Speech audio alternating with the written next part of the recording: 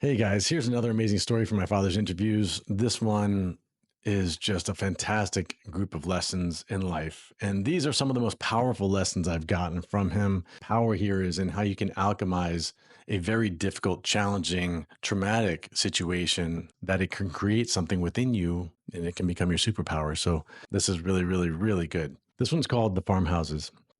When the war broke out, I was 6 years old. We were living in The Hague. But as things got worse, my father moved us out of the city.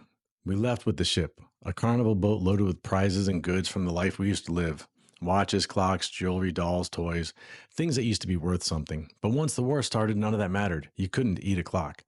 Now, my parents were carnies. They ran carnival booths all around Holland during the season, and they lived on one of these long boats, not the big square houseboats that you might think of here in the US, but it's a long ship with a house in the center of it. And they had all the trinkets and toys and things that they would give away as prizes stored away in the ship, and they would trade those for food. So you'll see. We traveled into the countryside along the canals.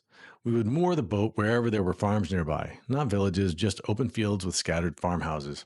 One here, another over there, maybe another off in the distance. You had to walk a little bit between them. My older brother and I would go out. We'd both leave the boat, and then we'd split up. He'd go one way, I'd go the other. That way we could cover more ground. My little brother Jan, who had just been born in 1942, stayed behind with my parents. He was just a baby. Now, just some context about why he and his brother would go out.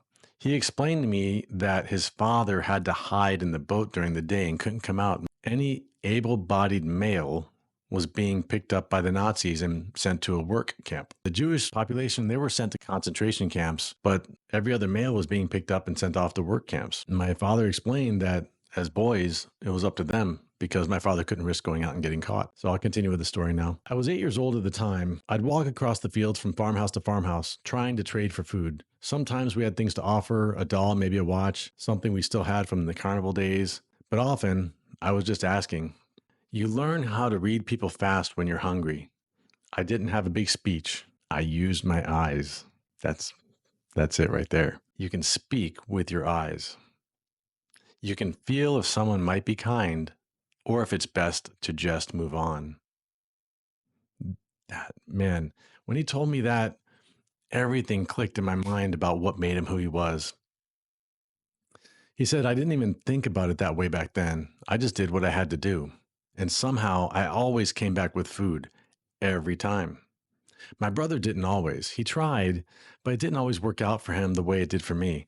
I don't know why. Maybe I was smaller, maybe I looked more pitiful, or maybe I just found a way, but I always came back with something. And I'll tell you something. I had a reason.